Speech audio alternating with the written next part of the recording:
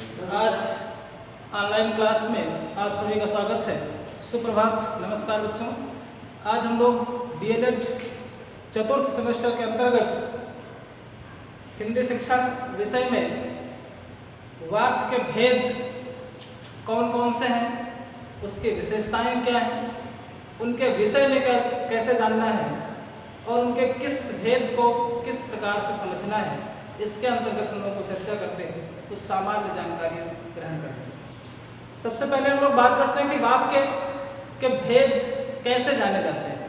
जैसे पिछले दिन हम लोगों ने अध्ययन किया था, समझा था, जाना था कि वाक्य के अंग कौन से हैं और वाक्य के उन अंगों में दो अंग जो प्रत्येक वाक्य में देखे जाते हैं, एक उद्देश्य और दूसरा विधेय।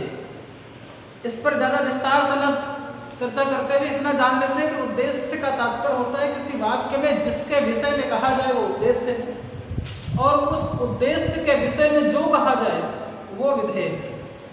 उद्देश्य और विधेय के बाद वाक्य के भेदों पर जब हम चर्चा करते हैं तब ये जानना आवश्यक हो जाता है कि वाक्य के कौन कौन से भेद हैं।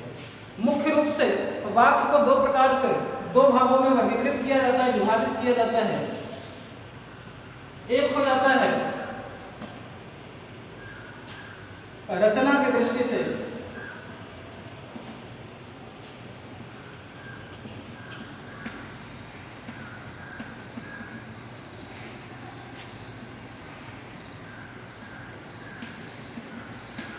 और दूसरा है अर्थ की दृष्टि से।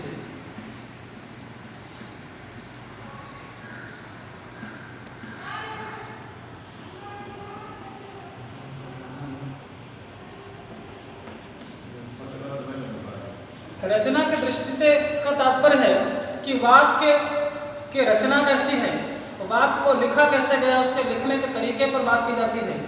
और अर्थ की दृष्टि से अगर बात की जाए तो उस वाक्य का अर्थ कैसा है, निषेधात्मक है, विधानवाचक है अथवा किसी और प्रकार से प्रश्नवाचक है या आज्ञावाचक है, तो इस आधार पर बात की जाती है कि अर्थ की दृष्टि से कैसा है। और रचना की दृष्टि से अगर बात करते हैं तो उस वाक्य को लिखा कैसे जाता है। आइए इन भेदों के प्रभेदों पर चर्चा कर लेते हैं। जैसे रचना की दृष्टि से अगर बात की जाए तो इसके तीन भेद किए जाते हैं। रचना की दृष्टि से तो वाक्यों को तीन भागों में बांटा जाता है। एक होता है सरल वाक्य,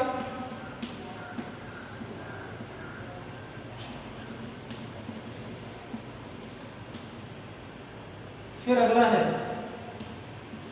मिश्रित वाक्य,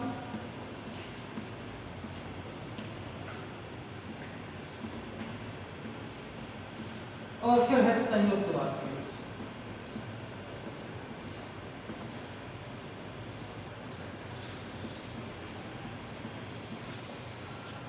इस प्रकार से रचना के आधार पर वाक्य को लिखने के आधार पर तीन भागों में बांटा जाता है। कई स्थानों पर सरल वाक्य को ही साधारण वाक्य भी कहा जाता है।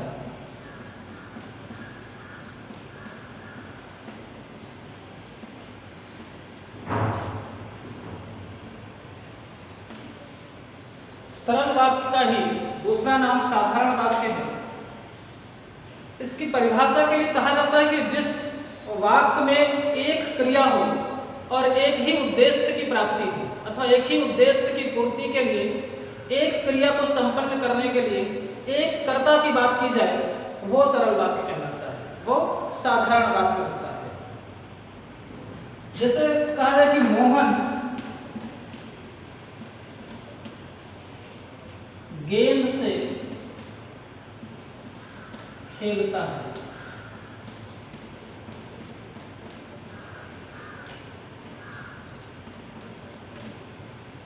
अब इसमें कर्ता भी एक है मोहन, उसके द्वारा संपन्न होने वाली क्रिया भी एक है खेलना, और इस प्रकार से ये एक सरल वाक्य अथवा साधारण वाक्य की श्रेणी में रखा जाता है। इसके अलावा और भी बहुत सारे वाक्य बन सकते हैं। गीता खाती है, मोहन पढ़ता है, श्याम दौड़ता है ना, जिसमें एकल क्रिया हो, एक क्रिया हो, एक कर्ता हो और उद्देश्य और विधेय अर्थात एक कर्ता के द्वारा जब एक क्रिया को पूर्ण किया जाए तो ऐसी क्रिया, ऐसी कर्ता और क्रिया के संयोग वाले वाक्य को हम सरल वाक्य अथवा साधारण वाक्य की श्रेणी में रखते हैं। इसके बाद फिर दूसरा मिश्रित वाक्य होता है, और मिश्रित वाक्य की विशेषता के लिए कहा जाता है कि जिसमें एक से अतिरिक्त वाक्यों को रखा जाए। मिश्रित वाक्य को पहचानने का एक सबसे सरल उपाय यह है कि मिश्रित वाक्य में एक मुख्य वाक्य होता है और दूसरा उसका उपवाक्य होता है। उपवाक्य का तात्पर्य है कि जब तक मिश्रित वाक्य के पहले वाक्य को दूसरे वाक्य को पहले वाक्य के साथ में नहीं रखा जाएगा, तब तक दूसरे वाक्य का मुख्य अर्थ और उद्देश्य पूर्ण नहीं हो पाएगा। तात्पर्य है कि दूसरा वाक्य पहले वाक्य के अधीन रहता है और पहले वाक्य के अर्थ के आधार पर ही दूसरा वाक्य अपने अर्थ को निश्चित करने में सक्षम हो पाता है। इसीलिए इसे मिश्रित वाक्य में सबसे सरलतापूर्वक हम इसे इस प्रकार जान सकते हैं कि जहाँ पर एक वाक्य मुख्य वाक्य हो और दूसरा उपवाक्य हो। उपवाक्य ही मुख्य वाक्य के अधीन माना जाता है और होता है। उदाहरण की बात की जाए अगर, इसे कहा जाए जो पुरुषार्थ करता है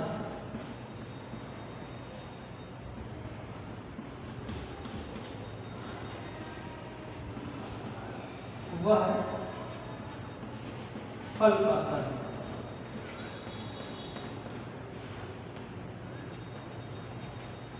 जो पुरुषार्थ करता है वह फल पाता है। अब इसमें पहला वाक्य मुख्य वाक्य हो गया जो पुरुषार्थ करता है, दूसरा वाक्य उपवाक्य हो गया वह फल पाता है। अब अगर मुख्य वाक्य को हटा दिया जाए और ये बात की जाए कि वह फल पाता है, तो इस वाक्य का जो शब्दगत अर्थ है वो तो पता चल रहा है कि वह फल पाता है, परंतु कौन फल पाता है, कर्म करने वाला पाता है कि कर्म नहीं करने वाला पाता है कि अनायास पा जाता है, ये जानना मुश्किल हो जाता है और उद्देश्य की पूर्ति नहीं हो पाती है। और उद्देश्य की पूर्ति के लिए उपवाक्य के साथ में मुख्य वाक्य का होना आवश्यक है और इसीलिए इस उपवाक्य को मुख्य वाक्य के अंतर्गत अधीन माना जाता है। यही सबसे सरल और सबसे आसान इसकी पहचानने की क्रिया है। इसके बाद फिर हम लोग बात कर लेते हैं कि संयुक्त वाक्य। संयुक्त वाक्य में कहा जाता है कि इसमें एक से अधिक वाक्यों को एक साथ जोड़ा जाता है और जोड़ने की जो क्रिया है वो कुछ समुच्चय बोधक शब्दों के द्वारा किया जाता है। शब्द कैसे होंगे? समुच्चय बोधक।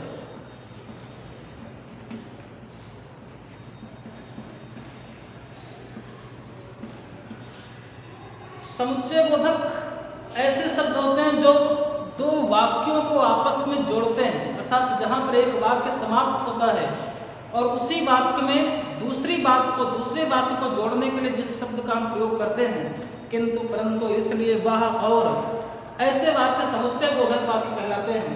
अर्थात जिन वाक्यों में एक से अधिक वाक्य हो और उसके साथ साथ किसी समुच्चय बोधक शब्द का प्रयोग किया गया हो, ऐसे वाक्य को संयुक्त वाक्य कहा जा सकता है। दूसरी सबसे बड़ी विशेषता यह है कि संयुक्त वाक्य में एक कर्ता के द्वारा एक से अधिक क्रियाओं को पूर्ति करने की बात कही जाती है। एक ही कर्ता के द्वारा एक से अधिक विधेय हो सकते हैं, एक से अधिक उद्देश्य की पूर्ति हो सकती है ना। जैसे कहा जाए कि वर्षा हो रही थी,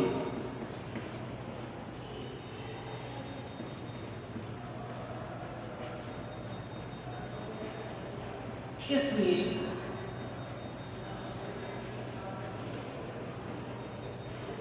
मैं स्कूल नहीं आ सका।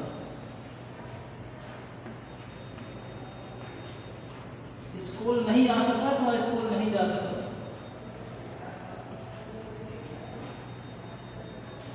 वर्षा हो रही थी इसलिए मैं स्कूल नहीं जा सका।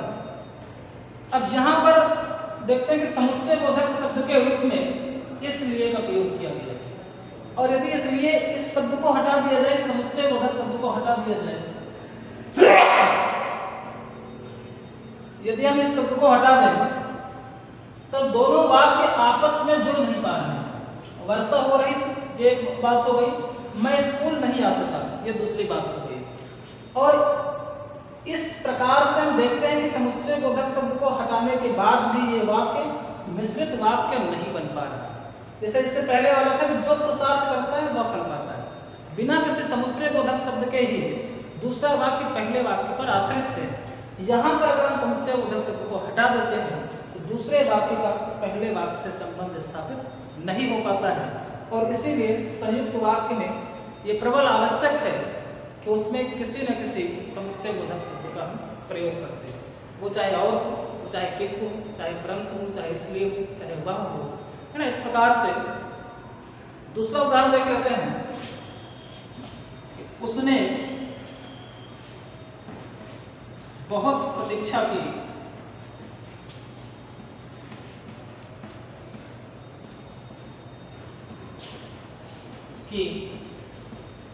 परंतु आप नहीं आए।